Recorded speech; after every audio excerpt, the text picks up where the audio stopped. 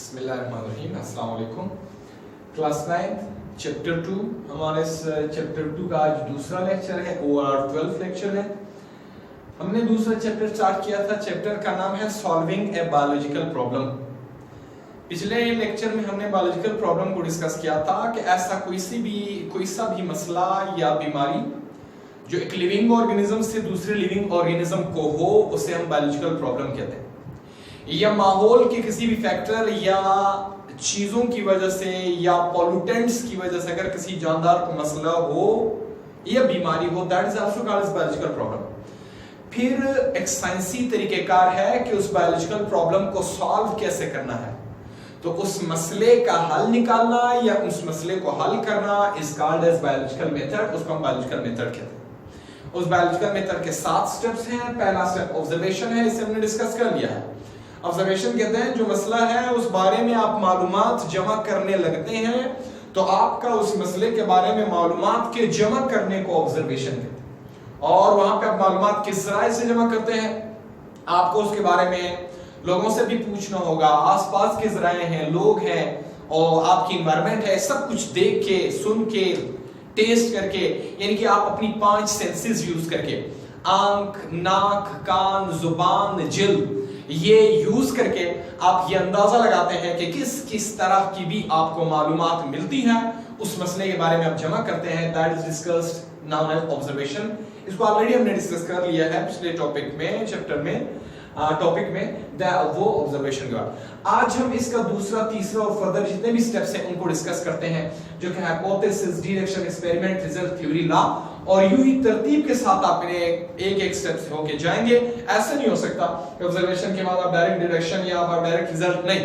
ये जो पर्टिकुलर तरीके का है observation, hypothesis, deduction, experiment, result, theory और लॉ, इस तरीके का पे चल के आप किसी भी बायोलॉजिकल प्रॉब्लम को सॉल्व कर सकते हैं, उसका हल निकाल सकते हैं, या उसका हल निकालना, उसके निकालने का तरीकेकार हमें साइंसी तौर पर बताया गया। आज ऑब्जर्वेशन को डिस्कस करने के बाद हम दूसरा स्टेप बायोलॉजिकल मेथड का समझते हैं, that is called as hypothesis, जिसे हम हाइपोथेसिस कहते हैं।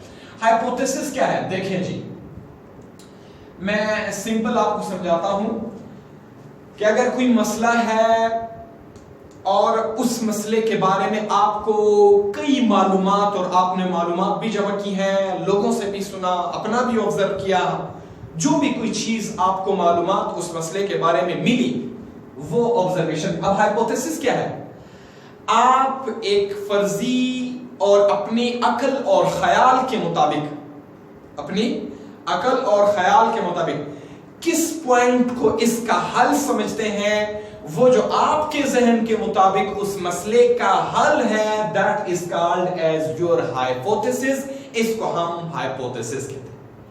और इंग्लिश में हम इसको कैसे डिफाइन करते हैं, the possible guess about that problem to solve. उस मसले के हल के लिए जो एक मुमकिना गेस या अंदाजा है, कंफर्म तो नहीं है कि ये होगा, हाँ, आपका जो अंदाजा है कि इससे ये मसला हल हो सकता है और इसकी वजह से ही ये मसला मसला हो रहा है, दैट योर पॉसिबल गेस, वो जो आपका मफरूजा है, आपकी जो ख्याल या सोच के मुताबिक जिस चीज को आप उसकी वजह करार दे रहे हैं, that is called as your hypothesis.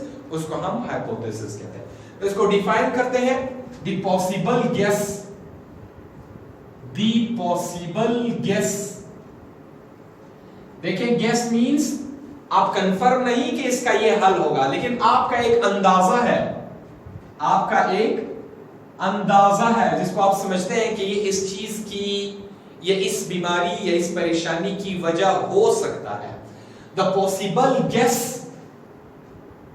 About the biological problem, about the biological problem is called, कहलाता है हाइपोथेसिस। इसको थोड़ा सा डिटेल यूं करेंगे कि आपने ऑब्जर्वेशन में चूंकि मालूमात जमा की थी, फॉर एग्जांपल हमारे पास एक मसला है, आपने मालूमात जमा करते करते करते 10 मालूमात जमा कर ली है। अब उन 10 में से आप देखते हैं कि इन 10 में से इस मसले की वजह कौन सा हो सकता है, किस से ज्यादा होने के चांसेस हैं, ये इस मसले का किस से ज्यादा होने का इम्कान है, तो वो जो आपकी अकल सोच के मुताबिक उस मसले का जो ज्यादा अंदाजा है या ज्यादा हल आपको दिखता है, that is called as hypothesis. इसको हम मफरूजा या that is called as hypothesis, या इंग्लिश में या बायोलॉजिकली हम उसको hypothesis कहते हैं। मालूमात आपने बहुत सारी ली है, उन मालूमात में से फर्ज करें 10 हैं, आप एक सेलेक्ट करते हैं कि मुझे ऐसा लगता है कि ये ही मसले का हल होगा। अब आप कंफर्म नहीं है, आप अपनी सोच से समझते हैं कि ये ही इस मसले का हल हो सकता है, तो वो पॉइंट जिसे आप इस मसले का पहला और बेहतरीन हल समझते हो, that is called as hypothesis, और इंग्लिश में हम इसको यूं बयान करेंगे the possible guess, आपके इम्कान या मुमकिना आप जो अंदाजा लगाते हैं उस मसले के बारे में या उस मसले के हल के बारे में, that is called hypothesis, उसको हम hypothesis कहते हैं। तीसरा स्टेप है that is called as deduction। तीसरे स्टेप में इसको बाद में फिर बाय एग्जांपल प्रूव करना है, लेकिन आप स्टेप्स आपको सिर्फ समझाया जा रहे कि किस स्टेप में क्या होना है। Next is deduction. डिडक्शन क्या है? आपने जो जुमला उन 10 में से सिलेक्ट कर लिया है जिसको आप किसी मसले का हल समझ रहे हैं, अब आपने उन पीछे रह जाने वाली 9 जुमलों या 9 जो आपके पास मालूमात पड़ी है उनको आपने एक बार साइड पे करना है। जो आपने एक अंदाजा सेलेक्ट कर लिया है कि इससे इस मसले का हल होगा, इससे ये मसला होता है, उस पे आगे आप जितना काम करने जाएंगे या उसके बारे में आगे आप जितनी उस पे तहकीक करते जाएंगे, that is called as your deduction, उसे हम डिडक्शन कहते हैं। तो इसको हम डिफाइन कैसे करेंगे? That is the logical conclusion, the logical conclusion, वो जो आप एक सबूत या लॉजिक मंतिक रखते हो उसका, उस बुनियाद पे आप इस जुमले से जो कुछ अखज़ करते हो आपने इस पे ही काम करना है। और ऑब्जर्वेशंस में एक आप कोई कह रहा था इससे होता है, कोई कह रहा था इससे होता है, आपने बहुत सारी मालूमात भी तोड़ी।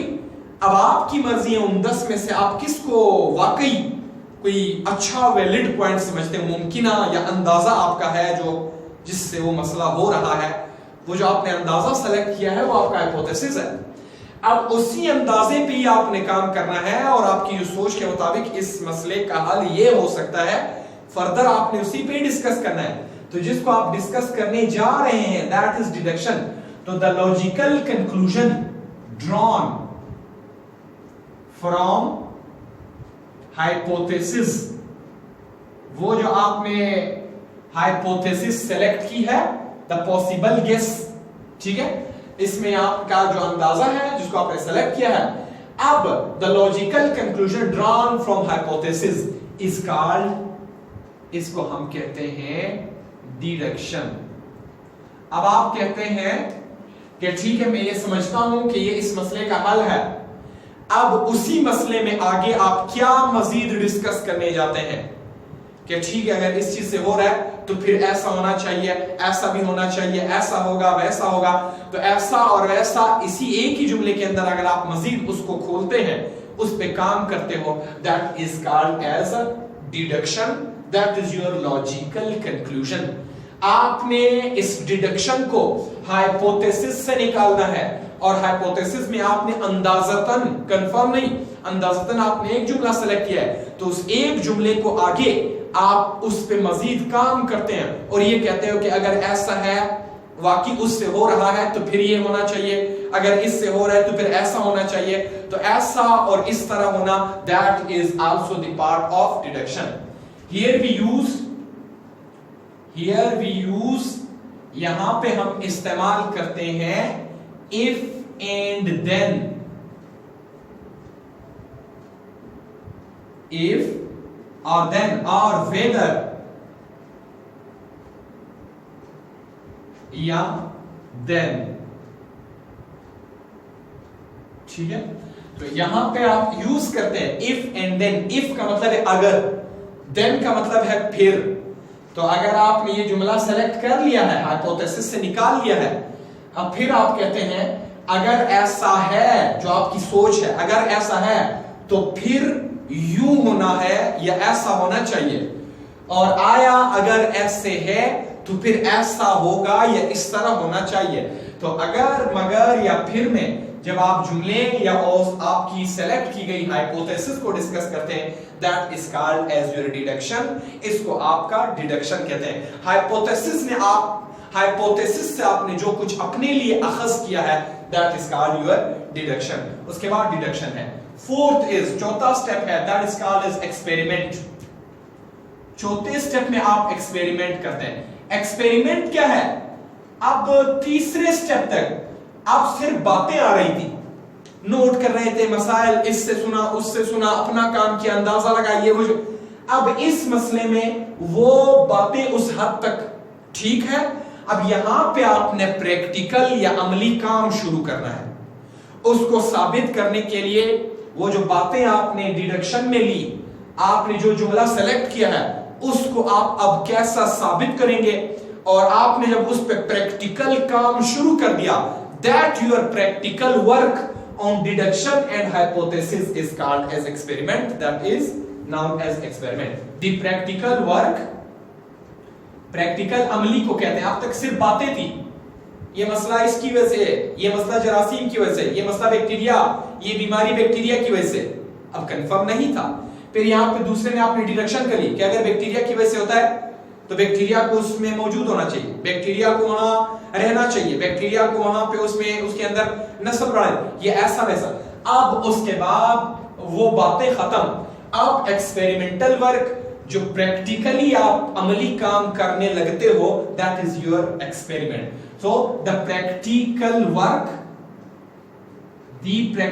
Work done for the biological problem, उस मसले का और उस मसले के हल के लिए आप अमली जो काम स्टार्ट करते हैं, इसका एक्सपेरिमेंट, इसको हम तजर्बा, या that is called as experiment, इसको एक्सपेरिमेंट। और या फिर इसको आप यूं भी बयान कर सकते हैं, सुने, आप इसको यूं भी बयान कर सकते हैं, the use of laboratory apparatus. अब आप लेबोरेटरी में आए हैं, थ्योरी से निकल गए, थ्योरी मींस आप जो कुछ कह रहे थे, पढ़ रहे थे, अब उससे निकल गए, अब आपने लेबोरेटरी में उसको प्रूफ कराना है। तो लेबोरेटरी में जब आप प्रूफ कराने जा रहे हैं, that is now as your experiment. तो the use of laboratory apparatus, यहां पे आप लिखेंगे ट्यूब्स, केमिकल्स, माइक्रोस्कोप, इंस्ट्रूमेंट्स, जो भी लेबोरेटरी के आलात हैं या लेबोरेटरी में मौजूद चीजें हैं, उन्हीं को इस्तेमाल में लाओगे टू प्रूव और सॉल्व दैट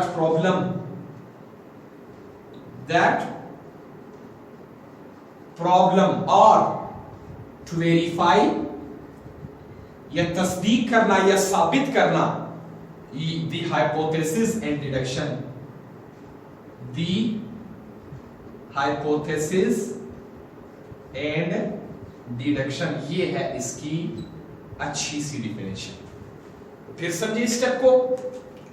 एक्सपेरिमेंट में क्या किया जाता है, यहां तक थ्योरी आ रही थी, पहले स्टेप में भी मालूमात जमा की जा रही थी और नोट किया जा रहा था, कोई प्रैक्टिकल वर्क नहीं हो रहा। इधर भी आपका वो जो बेहतरीन अंदाजा था, वो आपका यहां है, और उस अंदाजे के अंदर अगर आप उसमें से मजीद कोई पॉइंट्स निकालते हैं, वो आपकी डिडक्शन है। और एक्सपेरिमेंट में क्या करते हैं, practical work done for your, अब आप अमली काम जो करते हो उस मसले के हल या अपने इन दोनों जुमलों को साबित करने के लिए जब आप लेबोरेटरी में काम शुरू कर देते हो, that is called as experiment. तो the use of laboratory apparatus, अब आप लेबोरेटरी में आते हैं, थ्योरी रह गई, प्रैक्टिकल काम शुरू हो गया, और आप ट्यूब्स इस्तेमाल करके, फ्लास्क इस्तेमाल करके, केमिकल्स इस्तेमाल करके, माइक्रोस्कोप इस्तेमाल करके, और जितने आलात लेबोरेटरी में पड़े होते हैं उनको इस्तेमाल करके अब आप प्रूव करते हो, साबित करते हो उस मसले को, उस मसले के हल को, یا آپ کا جو اندازہ اور اس اندازے سے لی گئی سوالات اور پوائنٹس ہیں ان کو جب آپ پروف کرنے کی کوشش کرتے ہو لیبورٹری میں اور practically, that is called as experiment. اس کو ہم ایکسپیریمنٹ کہتے ہیں. ٹھیک ہے. اچھا اس کے بعد the next fifth step is، پھر پانچواں سٹیپ ہوتا ہے ریزلٹ. ریزلٹ کیا ہے؟ آپ نے ایکسپیریمنٹ تو کر لیا ہے، اب ایکسپیریمنٹ میں what does its give result، آیا آپ کے یہ جملے جو آپ نے یہاں پہ کہے ہیں، جو آپ ممکنہ اس مسئلے کا حل سمجھ رہے ہو جن کو، آیا وہ صحیح نکلے یا نہیں نکلے؟ اگر صحیح ہے تو آپ کا ریزلٹ پوزیٹیو ہے، اگر صحیح نہیں ہے تو آپ کا ریزلٹ نیگیٹو ہے، آپ کا ہائپوتھیسس بھی غلط ہو گیا، ڈیڈکشن بھی غلط ہو گیا، لہٰذا آپ شروع سے دوبارہ واپس آبزرویشن پہ جاؤ گے اور ایک نیا دوسرا جو اس کے ہونے کا چانس ہے یا اس کی وجہ ہے دوسرے جملے کو سیلیکٹ کر کے پھر اس پہ یوں کام کرو گے. لیکن اگر پوزیٹیو یا ریزلٹ ٹھیک آتا ہے تو اس کے بعد پھر آپ نیکسٹ چھٹے سٹیپ میں اس کی تھیوری اور اس کو لا یا پرنسپل بنانے جائیں گے. تو the result this states that، یہ بتائے گا، this states by the experiment، تجربے کے بعد یہ ثابت کرتا ہے whether آیا the hypothesis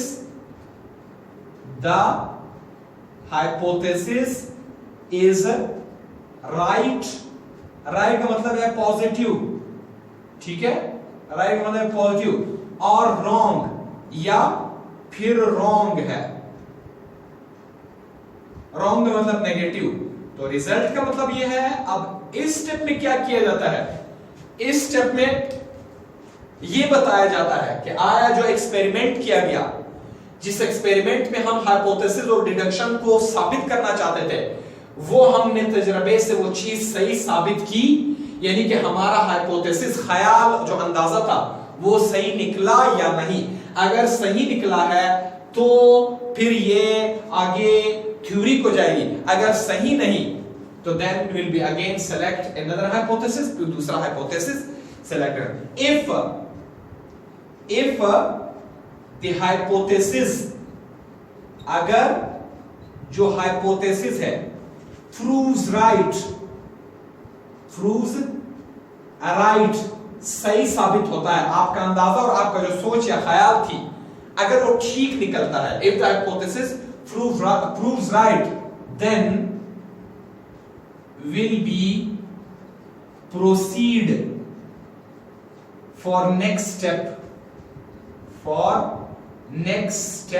اور next step ہم جانتے ہیں تھیوری، بریکٹ میں آپ لکھیں تھیوری. اگر وہ ہائپوتھیسس ٹھیک نکلتا ہے تو ہم اگلے سٹیپ تھیوری میں انٹر ہو جائیں گے. and if، اور اگر the hypothesis is wrong، آپ نے ایکسپیریمنٹلی اس چیز کو ثابت نہ کیا، غلط آیا اس کا result. if the hypothesis proves wrong، اگر وہ غلط ثابت ہوتا ہے then again to select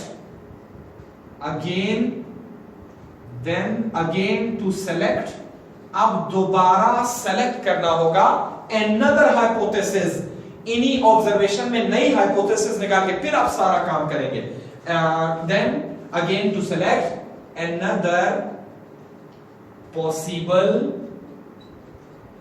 guess یا hypothesis. اب آپ کوئی دوسرا فرضی جو آپ کا خیال یا اس چیز کے ہونے کا چانس ہے اس کو آپ پھر سے سیلیکٹ کرتے ہیں. پھر آپ تو اگر وہ ٹھیک ثابت ہوتی ہے تو پھر ہم چھٹے سٹیپ پہ جاتے ہیں، that is called as theory، اس کو ہم تھیوری کہتے ہیں. تھیوری کیا ہے؟ اب آپ کا ریزلٹ جو ہے آپ نے پروف کر لیا اپنا ہائپوتھیسس. تھیوری میں کیا کیا جاتا ہے؟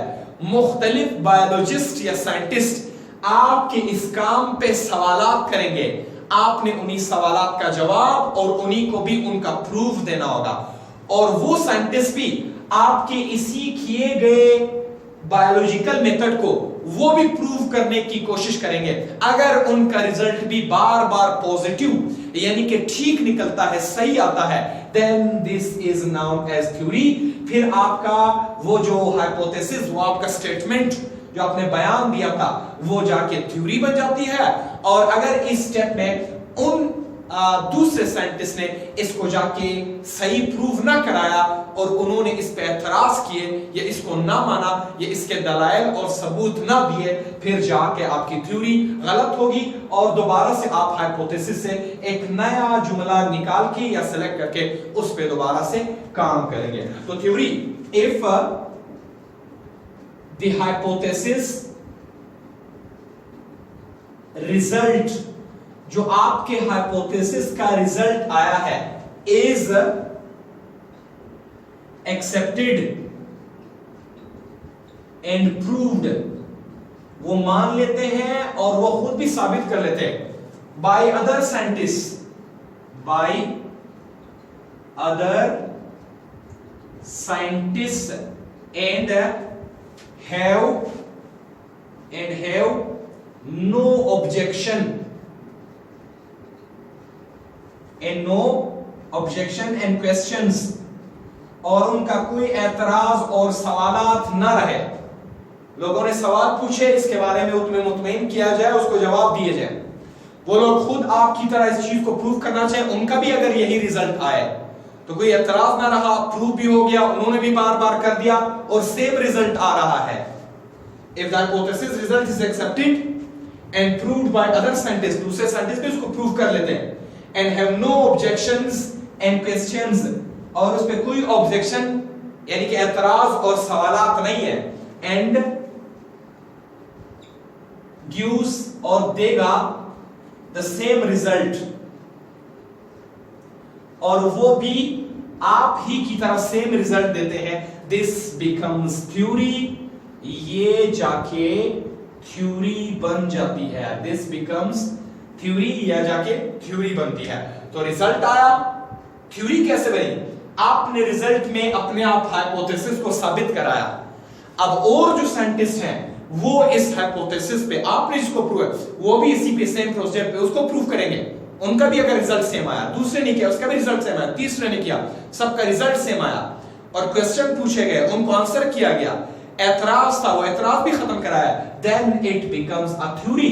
आपका जो स्टेटमेंट था, आपकी जो गेस थी, आपका जो हाइपोथेसिस था, वो जाके थ्योरी बन जाती है। एंड देन द लास्ट, और थ्योरी लास्ट में प्रिंसिपल या लॉ कैसे बनती है? लॉ या प्रिंसिपल, अब ये कानून या असूल या लास्ट लॉ कैसे बनेगी? इफ अगर the theory,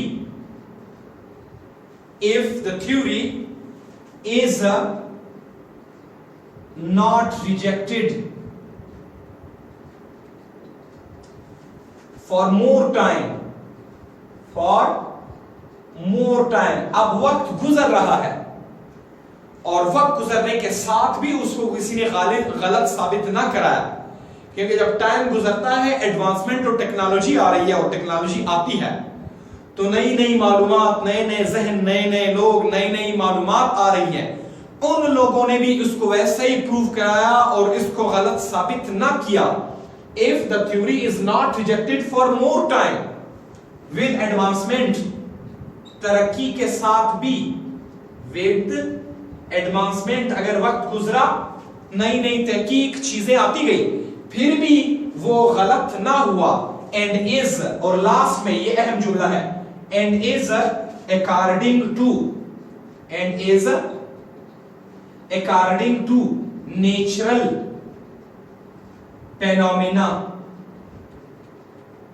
फेनोमेना या रूल्स, देन इट बिकम्स, फिर ये बन जाती है लॉ, और इट बिकम्स प्रिंसिपल, या फिर प्रिंसिपल बन जाती है।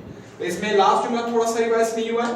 If the theory is not rejected for more time, वक्त गुजरा, उसी वक्त पे तो लोगों ने साबित किया, सही रिजल्ट आया, अब उसे रखा जाता है, साल गुजरा, 2 गुजरा, 3 गुजरे, 5 गुजरे, फिर भी लोग उसको वैसा प्रूव कर रहे हैं, اور کسی نے اس پہ ریجیکشن نہ کی, کسی نے اعتراض نہ کیا, کسی نے اس کو غلط ثابت نہ کرا, وقت بھی گزر گیا, ایڈوانسمنٹ نئے نئے طریقے اور ٹیکنالوجی بھی, اس سے بھی اس میں کوئی اثر نہ پڑا, اور and is according to natural phenomena rules, اور اگر یہ قدرت کے اصولوں کے مطابق ہے, فطرت اور نیچر کے خلاف نہیں. یاد رکھیں کوئی بھی لا نہیں بنے گی اگر وہ فطرت یا قدرت کے اصولوں کے خلاف ہے, تو کوئی لا نہیں بنے گی. تو اگر آپ کی تھیوری نیچرل فینومینا, قدرتی قوانین, اصول یا فطرت کے اصولوں کے خلاف نہیں ہے, وقت کے ساتھ وہ ریجیکٹ بھی نہ ہوئی, ٹیکنالوجی کے ساتھ اس پہ اثر بھی نہ پڑا, then finally it becomes law اور principle.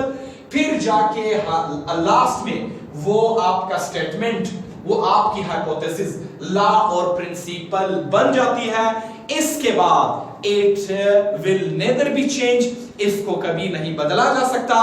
یہ سٹیٹمنٹ پکی ہو گئی اور آپ کا جو بھی کوئی سلسلہ ہے وہ لا آپ سے منسوب ہوگی اور آپ کے کام کو اپریشیٹ کیا جائے گا اور وہ سیم ایسا ریزلٹ دے گا. This is known as biological method. تو یہ ہمارے پاس کسی مسئلے کو حل کرنے کے لیے جتنے سٹیپس ہیں ان کو ہم نے سیکھ لیا, پروو کر لیا. اب کل آپ کے بک میں جو ایگزامپل ہے ملیریا پرابلم, اس ملیریا کے پرابلم کو سیم اس میتھڈ پہ چل کے اور ایسا ہی کچھ کر کے ہم اس کو پروف کرنے, اور جیسا وہ پروف ہوا اس طرح کی پروف کرنے کی ثابت کرنے کی کوشش کریں گے. تو انشاءاللہ اگلے لیکچر میں, تب تک کے لیے اللہ حافظ.